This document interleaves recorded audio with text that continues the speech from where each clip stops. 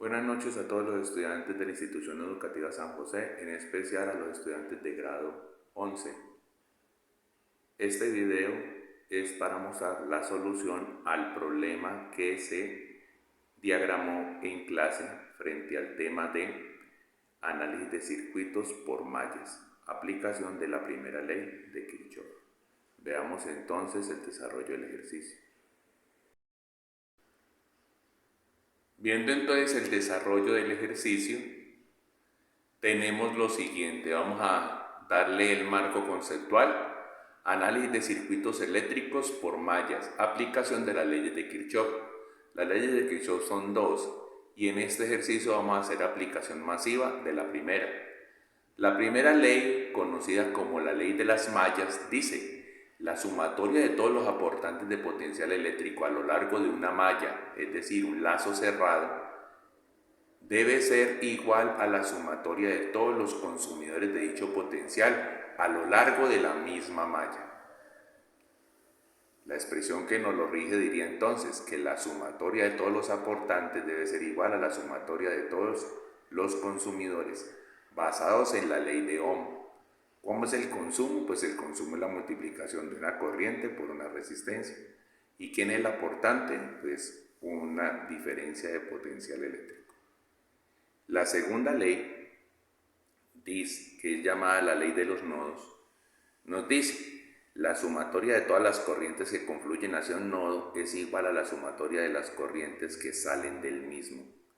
O sea que la sumatoria de todas las corrientes entrantes debe ser igual a la sumatoria de todas las corrientes salientes. Todo lo que entra tiene que salir. Para poder hacer la construcción de las ecuaciones de malla, tenemos que tener presentes las siguientes convenciones gráficas que nos van a ayudar muchísimo para poder establecer el orden de las ecuaciones. En el caso de las fuentes, ¿cuándo vamos a considerar una fuente o aportante de diferencia de potencial eléctrico? La vamos a considerar positiva cuando la corriente de malla la atraviese entrando por la parte negativa y saliendo por la parte positiva. En caso contrario, la consideraremos una fuente negativa, es decir, cuando ese aportante de potencial eléctrico es atravesado por la corriente de malla de tal manera que entra por el lado positivo y sale por el lado negativo. O sea que el lado por el cual sale es quien determina si la fuente es positiva o negativa. En el caso de la circulación de corriente a través de unas resistencias, en especial en las fronteras de las mallas, entonces tendremos que cuando las dos corrientes que lleguen a una misma resistencia confluyan hacia el mismo sentido, entonces vamos a sumarlas. Y por eso la expresión que aparece allí, que dice R que multiplica a I1 más I2. Pero en el otro caso, es decir, cuando las corrientes al pasar por la resistencia tienen sentidos contrarios, entonces se generará una resta. R que multiplica a la resta entre I1 e I2. Bueno, vamos a aplicar esto entonces en un ejemplo. Les presento un circuito tipo malla. Usted rápidamente podrá detallar que según la forma no le podemos aplicar el procedimiento o el protocolo general de resolución de circuitos resistivos de corriente directa que traíamos desde la clase anterior, porque hay fuentes repartidas a lo largo de todo el circuito y porque no podemos establecer una relación fidedigna de si en ciertas resistencias la conexión es paralela o la conexión es en serie. Entonces, esa aplicación de esa ley de las mallas nos va a permitir resolver este circuito. ¿Para qué resolvemos un circuito? Para saber cuánto vale la corriente y el potencial eléctrico en todos los puntos que nos puedan llamar a interés. Entonces tenemos este ejemplo en el cual vamos a considerar que todas las fuentes valgan 100 voltios y que cada una de las resistencias valgan 10 ohmios. Como pueden ver, son 3 cuadros. Parecería, y en clase lo digo así, parece la vista superior de una pecera. Y entonces en cada uno de los pedazos de esta pecera vamos a depositar un pez y ese pez se la va a pasar entretenido dándole vueltas. Habrán unos que le dan vuelta en el sentido contrario de las manecillas del reloj, otros le dan vuelta en el sentido de las manecillas del reloj. A esas vueltas las vamos a llamar corrientes de malla, que para nosotros hasta este momento son un artificio matemático que hemos de utilizar para poderle dar solución al circuito. Para el caso del circuito que se muestra, como lo pueden ustedes ver en pantalla, se ha decidido que hay 3 mallas. La que está a la izquierda se llama la malla 1, la que está a la derecha y arriba se llama la malla 2 y la que está a la derecha y abajo la malla 3. En cada una de ellas, usted como persona que va a solucionar el circuito decide en qué sentido le va a poner la corriente de malla. Aquí he decidido que la corriente de la malla 1, llamada I1, vaya en el sentido de las manecillas del reloj, que la corriente I2, la corriente de la malla 2, vaya en el sentido contrario de las manecillas del reloj, y que la corriente I3 vaya en el sentido de las manecillas del reloj. Bueno, ¿y cómo hace uno para saber si eso es correcto o es incorrecto? Solo lo sabrá al final cuando solucione las ecuaciones de malla, y si el resultado de alguna de esas corrientes le llega a dar negativo, es porque el sentido real de giro de esa corriente debió haber sido contrario al que usted definió. Bueno, entonces nos dice, el análisis de mallas debe traer consigo los valores para las corrientes de malla I1, I2 e I3, para así cumplir con la valoración de potenciales eléctricos y corriente en cualquier zona del circuito. Ese es mi objetivo, darle solución a las corrientes de malla I1, I2 y I3, que aquí, como está indicado, pues en el circuito he decidido que tenga I1 el sentido de las manecillas del reloj, I2 el sentido contrario de las manecillas del reloj e I3 el sentido de las manecillas del reloj. Nos dice entonces, para construir las ecuaciones de cada una de las mallas, se elige un punto de inicio y que ese mismo punto va a ser el final. Es decir, uno hace un recorrido cerrado. Arranca de un punto y termina en el mismo punto. Y se hace un recorrido de acuerdo al sentido de corriente de malla que se haya elegido. Para el caso del diagrama, elegimos el punto C como punto de partida. Entonces vamos a hacer un estudio detallado de esa malla. Miremos entonces. La malla 1, miremos el punto C. El punto C es el punto central de esos, donde se unen los tres. El triple punto, podría decirse. Entonces, si empezamos un recorrido de la malla 1, vamos a encontrar, arrancamos hacia abajo, nos encontramos una resistencia 3, después nos encontramos una fuente de potencial que dice delta V3, después nos encontramos una resistencia 4, después nos encontramos una fuente de potencial delta V4, hoy en la parte de abajo, después volteamos hacia arriba y nos encontramos R5, después nos encontramos una fuente de potencial que se llama delta V1, después nos encontramos R1, después nos encontramos una fuente de potencial que se llama delta V2, llegamos hasta lo que parecería un nodo y ahí volteamos hacia abajo para llegar otra vez al punto 6 y pasamos por la resistencia 2. De acuerdo al sentido en que lo he narrado es el sentido de la corriente, y allí va a ser importante denotar que la fuente delta V3 habrá que considerarla negativa, la fuente delta V4 habrá que considerarla positiva, la fuente delta V1 hay que considerarla positiva y la fuente delta V2 hay que considerarla negativa. También en R2 van a confluir, de acuerdo al dibujo, las dos corrientes I1 e I2 porque ambas van a quedar pasando hacia abajo. Mientras en las resistencias 3 y 4 encontramos que mientras I1 viene hacia abajo, I3 va hacia arriba, o sea que se quedan encontrando de frente y cuando se encuentren de frente no se van a sumar sino que se van a restar. Bueno, cuando vemos la malla 2 y partimos del punto C, y de acuerdo al sentido elegido para la corriente de malla, es decir, en el sentido contrario al manecillas del reloj, encontramos que nos aparece delta V5 y la corriente que pasa por allí hace que esa fuente sea positiva. Después nos encontramos R8, después nos encontramos R7, nos encontramos R6 y nos encontramos R2 y volvemos a llegar al punto C. En R2 pues ya sabemos que la corriente 2 y la corriente 1 confluyen, o sea que se van a sumar. ¿Cuántas fuentes de aportantes tiene esa malla? Tiene una sola. ¿Y cuántos consumidores tiene? Tiene 4 resistencias, 4 consumidores. En la malla anterior teníamos 4 fuentes de potencial, es decir, 4 aportantes, y teníamos 5 consumidores. Ahora nos vamos a la malla 3. Bueno, el caso importante de la malla 2.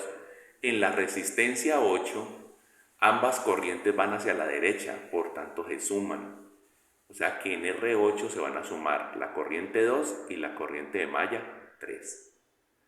Concentremos la atención en la malla 3 y en la malla 3 que vamos a observar. Moviéndonos en el sentido que nos está indicando la corriente, nos encontramos a la fuente delta V5, nos la encontramos positiva. Después pasa por R8 donde la corriente 3 y corriente 2 se suman. Después la corriente 3 pasa por R9, después pasamos por la fuente de potencial delta V6 que va a considerarse negativa, después pasa por R10, después pasa por la fuente delta V7 que ha de considerarse positiva, llega a lo que podríamos llamar un nodo, sube a R4, donde en R4 se encuentra con la corriente de malla I1, y entonces allí va a ver que mientras la corriente I3 va hacia arriba, la corriente I1 va hacia abajo, entonces se van a restar, va a quedar I3 menos I1, y vamos a encontrarnos una fuente delta V3 que va a ser considerada positiva, y terminamos en R3, donde también va a haber una resta de corrientes entre I3 e I1. Eso que decimos en palabras lo vamos a expresar en las ecuaciones. Entonces vamos a mirar cómo construimos la ecuación de la malla 1.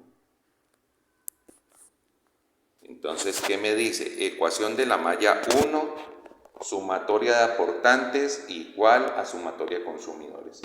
¿Quiénes fueron los aportantes? Delta V3, delta V4, delta V1 y delta V2. Pero la corriente de malla 1 atravesó a delta V3, va saliendo por el lado negativo.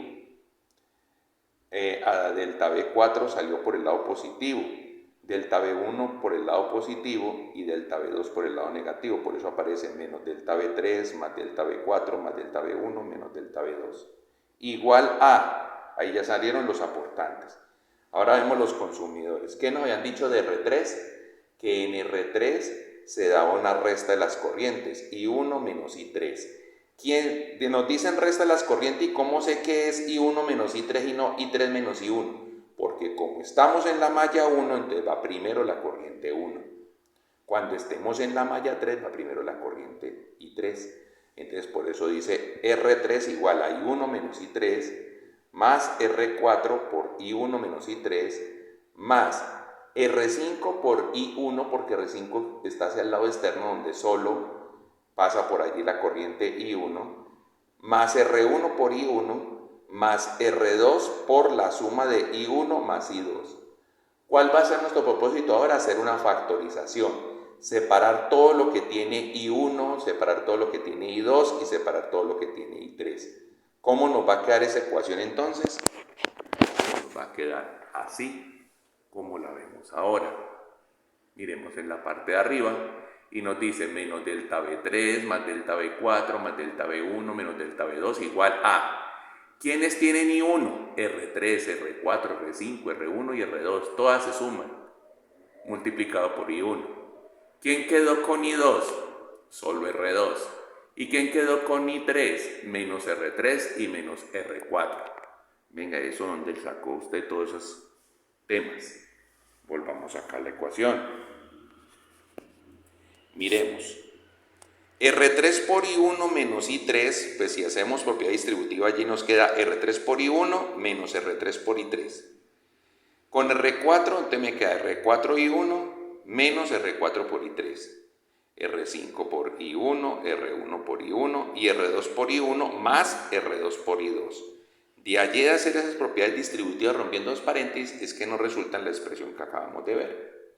Entonces volvamos y miramos la expresión y nos dice, miren a la izquierda del igual, toda la sumatoria de las fuentes de potencial, como factorizamos, agrupamos todos los que decía I1, entonces son la suma de todas las resistencias, agrupamos la única que aparece con I2 y agrupamos las dos que aparecen con I3 y que tienen signo negativo. Nos vamos a la malla 2. Entonces en la malla 2 nos dice, otra vez la primera ley de Kirchhoff, sumatoria de aportante igual a sumatoria de consumidores. ¿Quién fue el único aportante de lo que dijimos? Delta B5. ¿Y qué resistencias teníamos? Bueno, entonces teníamos, de acuerdo a los sentidos que tienen las corrientes que la ha establecido quien está resolviendo el ejercicio, están sujetas a comprobarse si fueron correctas o no, nos dice R8 que multiplica a I2 más I3, más R7 que multiplica a I2, más R6 que multiplica a I2, más R2 que multiplica a I2, más I1. Rompamos los paréntesis con propiedad distributiva y agrupando, que nos queda delta B5, que es el único aportante, igual a R2 por I1 más R8 más R7 más R6 más R2, todas agrupadas multiplicadas por I2, más R8 por I3. Y nos vamos a la ecuación de la malla 3. La ecuación de la malla 3 nos dice sumatoria de aportante igual a sumatoria de consumidores.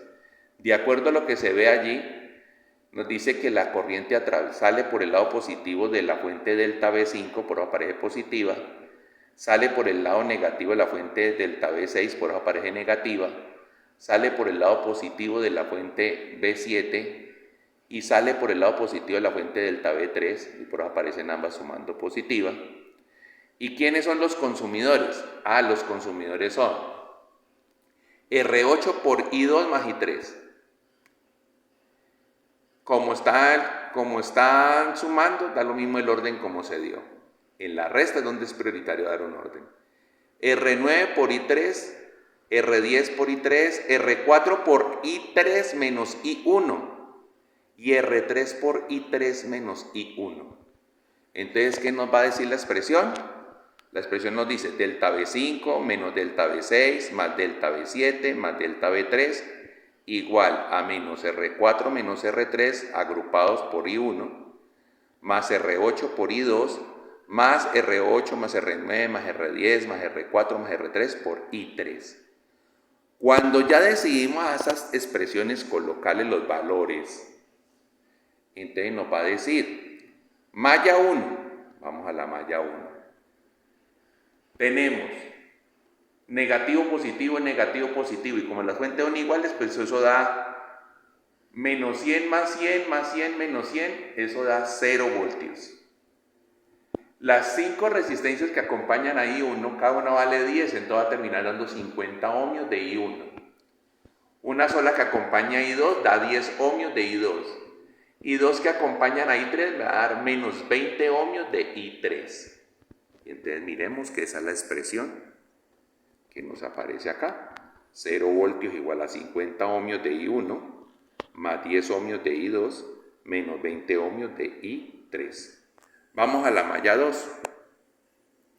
En la malla 2 nos dice único aportante delta B5, entonces va a dar 100 voltios. Igual a R2 va a ser 10 por I1. R8 más R7 más R6 más R2, pues eso al sumar me va a dar 40 por I2, 40 ohmios. Y R8 por I3 pues me va a dar 10 ohmios. Entonces va a ser 10 ohmios I1 más 40 ohmios I2 más 10 ohmios I3. Eso es lo que precisamente aparece aquí en el reemplazo. Observen, 100 voltios igual a 10 ohmios I1 más 40 ohmios I2 más 10 ohmios I3. Cuando vemos la malla 3, entonces en la malla 3, ¿qué nos dice la expresión? Las fuentes, 100 menos 100 más 100 más 100, 100 menos 100 da 0, más 100 da 100 y más 100 da 200. Te va a dar 200 voltios. Menos R4 menos R3 me va a dar menos 20 ohmios y 1. R8 me va a dar 10 ohmios y 2. Y R8, R9, R10, R4 y R3 al sumarse me va a dar 50 ohmios y 3. Entonces observemos la ecuación ya. Malla 3, 200 voltios, al lado izquierdo el igual, al lado derecho me dice menos 20 ohmios y 1, más 10 ohmios y 2, más 50 ohmios y 3. Observen un detalle importante. Miren que quien acompaña a I1 en la ecuación de la malla 3 es el mismo valor que acompaña a I3 en la malla 1. Vean, menos 20 y menos 20. El valor que acompaña a I1 en la malla 2, que es 10, es el mismo valor que acompaña a I2 en la malla 1, y es 10. Y el valor que acompaña en la malla 3 a I2, que es 10, es el mismo valor que acompaña a I3 en la malla 2, y es 10. Es como si sobre la diagonal colocáramos un espejo y mirásemos que el triángulo que se forma arriba es igual al triángulo que se forma abajo. Si usted hace esa verificación y esos valores no le dan coincidentes, tiene mal expresadas las ecuaciones de malla. Bueno, entonces, como les decía en clase, hasta aquí es el tema de física. De aquí en adelante es matemáticas. De aquí en adelante se aplicarán diversos métodos de solución a las ecuaciones de malla para, es decir, hallar los valores de I1, I2 e I3. El primer método que vamos a utilizar es el método del arreglo matricial y que desemboca en la reducción Gauss-Jordan. Entonces, miren un detalle. Miren que me preocupé por organizar todos los números en columna. Todo lo de I1 está uno debajo del otro, todo lo de I2 está uno debajo del otro y todo lo de I3 está uno debajo del otro. Entonces eso se va a organizar matricialmente. Voy a alejarme para que puedan ver la contrastación. Miren entonces que en la malla abajo dice, hay una primera columna que dice 50, 10 y menos 20. ¿Y esos qué números son? Son los números que acompañan a I1 en cada una de las mallas. Después aparece una columna 10, 40, 10. Y son los números que acompañan a I2 en cada una de las ecuaciones de malla. Y después aparece menos 20, 10 y 50. Son los números que acompañan a I3 en cada una de las ecuaciones de malla. Lo hemos organizado por columnas. Donde entonces la parte horizontal corresponde a cada ecuación de malla y la parte vertical corresponde a I1, al número que acompaña a I1, al número que acompaña a I2 y al número que acompaña a I3, dependiendo de en qué ecuación tengamos. Y al lado derecho colocamos los resultados del voltaje. Entonces en matrices reconocemos que esa matriz que se llama matriz de los coeficientes, pues se llaman coeficientes porque son los que acompañan a la variable. ¿A cuál variable? A I1, a I2, a I3, que hasta el momento no le sabemos el valor. Y la columna que se encuentra a la derecha, separada por esa línea punteada, la llamamos la matriz de los resultados. ¿Cuál va a ser el propósito trabajando con este arreglo matricial a través de la reducción Gauss-Jordan? Que podamos generar esta matriz. Una matriz donde queda un 1, un 1, un 1 sobre la diagonal y el resto de elementos da 0. Y cuando logramos esos unos en la diagonal y el resto de elementos 0 en la matriz de coeficientes, entonces en la matriz de resultado me va a aparecer que en la primera fila va a ser el resultado de I1, la segunda fila va a arrojar el resultado de I2 y la tercera fila va a arrojar el resultado de I3. Este método solo va a recurrir a dos cosas desde el punto de vista matemático: al uso del inverso multiplicativo y al uso de los inversos aditivos. No más, son los datos que tenemos que tener en cuenta. Entonces procedamos a hacer la aplicación. Y la primera pregunta que yo les haría es, miren el 50 que se encuentra en la posición 1, 1, es decir, fila 1, columna 1. Ese 50, les pregunto, ¿por cuál número debo multiplicar a ese 50 para que se convierta en un 1? Pues lo debo multiplicar por su inverso multiplicativo.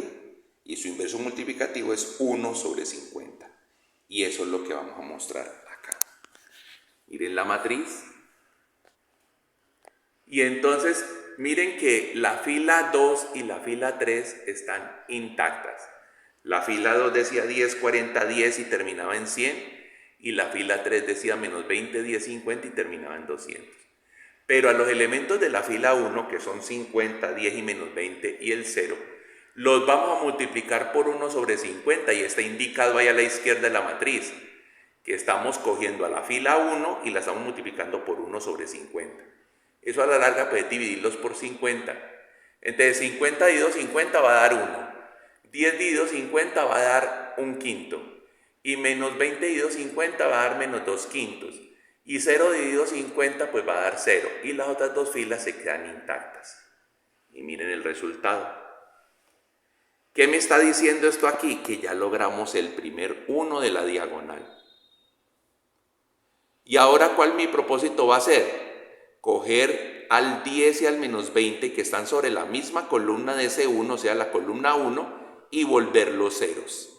Y entonces para eso me tengo que preguntar y concentrémonos en la segunda fila. ¿Por cuánto tengo que multiplicar al 1 que está de color rojo para que al sumarlo con ese 10 que está en la segunda fila me dé 0? Pues lo debo multiplicar por el inverso aditivo del número que está en la segunda fila, es decir, por menos 10. Porque si ese 1 yo lo multiplico por menos 10, me va a dar menos 10, y a menos 10 yo le sumo 10 y eso me va a dar 0. Y después me van a preguntar, venga, ¿por cuánto hay que multiplicar a ese 1 para que al sumarle menos 20 de 0? ¿Quién es el inverso aditivo de menos 20? Pues 20 positivo. Entonces, a ese 1 lo voy a multiplicar por 20 y le voy a sumar el menos 20 y me va a dar 0. Esa operación la muestro en la matriz que sigue. Miren, repito, la primera fila, 1, 1/5, menos 2/5 y 0. ¿Y qué me dice en la segunda fila? Dice, oiga, ahí dice que va a coger a la primera fila y la va a multiplicar por menos 10 y le va a sumar el resultado de la fila 2 y va a colocar el nuevo resultado en la fila 2. Y dice también que con respecto a la fila 3, ¿qué va a pasar? Que vamos a multiplicar por 20 a los elementos de la fila 1 y le vamos a sumar lo que esté en la fila 3 y vamos a dejar el nuevo resultado allí. Entonces observen, la fila 1 se quedó quieta, 1, 1/5, menos 2/5 y 0. ¿Qué dice ahorita en la fila 2? Dice, vea, multiplicamos por menos 10 el 1 y le sumamos 10. ¿Eso qué va a dar? Va a dar 0. El siguiente casilla dice, multiplicamos por menos 10 a lo que estaba allá arriba en la fila 1, que es 1/5, y le sumamos el número que estaba allí, que era un 40. En el siguiente elemento dice menos 10 por menos 2/5, y le sumamos el 10, que era el elemento que estaba allí. Y en el otro me dice menos 10 por 0, y le suma el 100, que era el que estaba allí. Y en el caso de la tercera fila, ¿qué me va a decir? Tenía que multiplicar por 20, ¿cierto? Entonces me dice 20 por 1 más menos 20, ahí se va a producir el 0, que es el objetivo. Pero tenemos que alterar el resto de la fila también. 20 por 1/5 y le sumamos 10, que era lo que estaba ahí. Y 20 por menos 2/5 y le vamos a sumar el 50 que estaba ahí. Y 20 por 0 y le vamos a sumar el 200 que estaba ahí. Resultados. Miremos, vámonos por filas. La primera fila tiene que quedar 1, 1/5, menos 2/5 y 0 porque no quedó alterada. La segunda fila me va a quedar menos 10 por 1 da 10, más 10, menos 10 por 1 da menos 10, más 10 da 0. Menos 10 por 1/5 me da menos 2 y a menos 2 le sumamos 40 y nos da 38. Menos 10 por menos 2/5 da 20/5, que es 4. Y 4 más 10 va a dar 14. Y menos 10 por 0 va a dar 0. Y a 0 le sumamos 100, pero nos tiene que dar 100. Y miremos que eso es lo que se ve abajo. Miren la fila. 0, 38, 14 y 100. Y la primera fila tiene el 1, 1/5, el menos 2/5 y 0, que no lo estábamos alterando ya. Y ya se logró el 0 ahí debajo del 1. Y miremos la tercera fila acá. La tercera fila, entonces 20 por 1 da 20, menos 20 da 0. 20 por 1 quinto da 4 y 4 más 10 da 14. 20 por menos 2 quintos da menos 40 quintos, que sería menos 8, y menos 8 más 40 da, menos 8 más 50, perdón, da 42. Y 20 por 0 da 0, más 200 da 200. Entonces miren que ahí están las cifras. 0, 14, 42 y 200. ¿Qué logramos? Ya logramos el 1 en la primera parte de la diagonal y los ceros en los otros elementos de la columna. ¿Qué sigue? Repetir este proceso, pero ahora con la columna de la mitad. Entonces, necesitamos colocar un 1 donde está el 38. Y donde está el 1 quinto hay que poner un 0, y donde está el 14 hay que poner un 0. Entonces, para el 38 vamos a utilizar el inverso multiplicativo. Y para el 1 quinto y para el 14 vamos a utilizar el inverso aditivo. Y vuelve y juega el proceso. Entonces, miremos la transformación. ¿Por cuánto tengo que multiplicar a 38 para que dé 1? Pues lo voy a multiplicar por 1 sobre 38. Y mire que aquí está indicado. Allí puede ver usted que la primera fila es 1, 1 quinto, menos 2 quintos y 0, como estaba. Y ahora todos los elementos de la segunda fila los vamos a multiplicar por 1 sobre 38, es decir, dividirlos por 38. Al 0, pues ya no hay nada que tocarle, 38 sobre 38, 14 sobre 38 y 100 sobre 38. Y la tercera fila la dejamos quieta por ahora. Entonces se queda como 0, 14, 42 y 200. 38 sobre 38, ¿cuánto va a dar? Va a dar 1. 14 sobre 38 lo podemos simplificar sacándole la mitad y me va a quedar 7 sobre 19. Y 100 sobre 38 lo podemos simplificar y me va a dar 50 sobre 19. Entonces miremos que esa es la fila que nos entregan acá. Y ahí va la matriz. Miren, 1, 1 quinto, menos 2 quintos y 0. 0, 1, 7 19avos, 50 19avos. Y 0, 14, 42 y 200. ¿Qué logramos ya? El segundo 1 sobre la diagonal. Ahora tenemos que buscar que ese 1 quinto quede reemplazado por un 0 y que ese 14 quede reemplazado por un 0. Y de allí viene la expresión. ¿Por cuánto tengo que multiplicar ese 1 que tengo en color rojo allí? Para que al sumarle 1 quinto de 0, pues por menos 1 quinto, el inverso aditivo. ¿Y por cuánto tengo que multiplicar a ese 1? Para que al sumarle el 14 que vemos allí de 0, pues por el inverso aditivo de 14, que es menos 14. Entonces miremos la expresión. Miren que la segunda fila la dejo quieta, 0, 1, 7 19avos, 50 19avos. Y ahora dice, en la primera fila dice, vea, vamos a coger los elementos de la segunda fila y los vamos a multiplicar por menos 1 quinto y le vamos a sumar lo que está en la primera fila y vamos a colocar el resultado allí. Entonces, observemos en detalle. Nos dice, pues con el 0 ya no hay nada que hacer. Entonces el 0 se queda allí y no altera para nada el 1 que ya teníamos en el primer local de la diagonal. Me dice, menos 1 quinto por 1 más 1 quinto, pues eso va a dar 0. Ahora, menos 1 quinto por 7 19avos, y le vamos a sumar el menos 2 quintos que estaba allí. Y en el otro me va a decir menos 1 quinto por 50 19avos y le vamos a sumar el 0 que estaba allí. ¿Cuánto nos va a dar cada una de esas expresiones? Menos 1 quinto por 1 más 1 quinto va a dar 0. Menos 1 quinto por 7 19avos y le vamos a sumar menos 2 quintos, eso termina dando menos 9 19avos.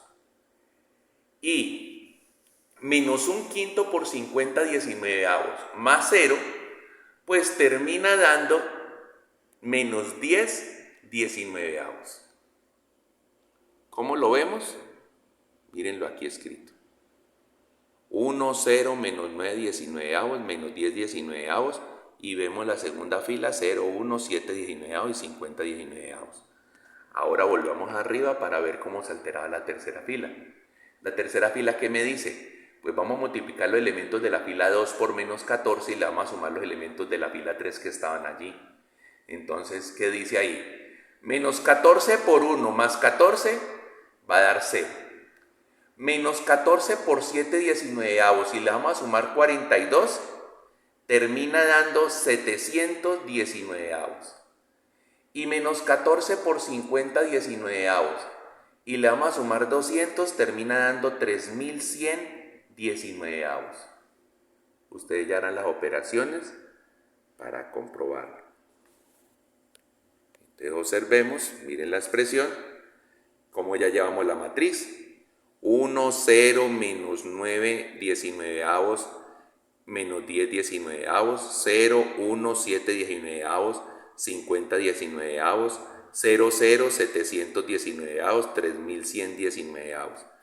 ¿Qué hemos logrado hasta el momento? Obtener los dos unos de la diagonal y hacer que los elementos que les acompañan en su columna ya sean ceros.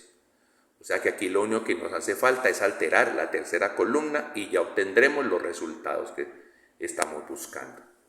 Entonces me va a decir, ¿por cuánto hay que multiplicar a 719, que es el elemento de la diagonal en la tercera fila? Para que dé 1, pues por su inverso multiplicativo, que es 19/700. Entonces eso es lo que está expresado acá. Miren que no he alterado ni la primera ni la segunda fila. La primera fila quedó 1, 0, menos 9/19, menos 10/19. La segunda fila 0, 1, 7/19, 50/19. Y ahora tomemos la fila de A. 0, 0. 719 por 19/700, pues da 1. Y 3100, miremos allí. Y 3119 por 19/700 termina dando 3100/700 y al simplificarlo me va a dar 31 séptimos. Entonces en este momento ya sabemos que la corriente I3 da 31 séptimos de amperio. ¿Qué es lo único que nos queda faltando? Que en el lugar donde aparece menos 9/19 ya se aparezca un 0 y que donde está 7/19 aparezca un 0 y con eso le daremos solución a I1 y a I2. Entonces viene la pregunta, ¿por cuánto tengo que multiplicar ese 1 que está en rojo para que al sumarle menos 9/19 de 0? Pues por 9/19. Y ese 1 que está en rojo, ¿por cuánto lo tengo que multiplicar para que al sumarle 7/19 me dé 0? Pues por menos 7/19, su inverso aditivo. Y esa es la operación que aparece acá. Entonces miremosla en detalle. Me dice, en la primera fila vamos a coger a los elementos de la fila 3 y los vamos a multiplicar por 9/19 y le vamos a sumar lo que estaba allí en la fila 1 y el resultado se va a quedar en la fila 1. Y con respecto a la fila 2, ¿qué va a pasar? Vamos a tomar los elementos de la fila 3 y los vamos a multiplicar por menos 7/19 y le vamos a sumar los elementos que estaban ahí en la fila 2 y lo vamos a colocar el resultado ahí nuevo en la fila 2. Entonces miren que la fila 3 ya quedó quietica, 0, 0, 1, 31 séptimos. Entonces miremos la operación. Para la primera fila, 1 y el 0 no se alteran, entonces me quedan 9/19 por el 1 más menos 9/19, ahí se va a producir el 0. Y en la matriz de resultados, ¿qué me va a quedar? 9/19 por 31 séptimos y a eso le vamos a sumar menos 10/19. El resultado va a ser, después de simplificar, 11 séptimos. Y en la fila 2, ¿qué me dice? Menos 7/19 por 1 más 7/19, ahí se va a producir un 0. Y en la matriz de resultados, ¿qué me va a decir? Menos 7/19 por 31 séptimos y le vamos a sumar 50/19, al final va a dar 1. Y entonces ya tenemos nuestra matriz final. Miren, ya tenemos los 3 elementos de 1 en la diagonal, el resto de elementos del triángulo de arriba y del triángulo de abajo en ceros. ¿Y qué me dio? En la primera fila de la matriz de resultados, 11 séptimos positivo. En la segunda fila de la matriz de resultados, un 1 positivo. Y en la tercera fila de la matriz de resultados me dio 31 séptimos positivo. Eso significa que al momento de formular, de definir que eso van a ser los sentidos de las corrientes de malla, elegí de manera correcta. Ay, alguno me dio negativo, que le hubiera dado negativo, significa que la corriente va en el otro sentido, simplemente, pero su valor en valor absoluto, su valor numérico, es el que aparece allí en la matriz. Entonces, eso es lo que explico acá. Como los tres resultados fueron positivos, entonces fueron elegidas de forma correcta los sentidos dados a cada una de las corrientes de malla en el circuito propuesto. ¿Qué me está diciendo esto? Que I1 es entonces 11 séptimos de amperio, que I2 es 1 amperio y que I3 es 31 séptimos de amperio. Espero revisen muy bien este video porque la explicación se ha dado completa. Muy buenas noches a todos.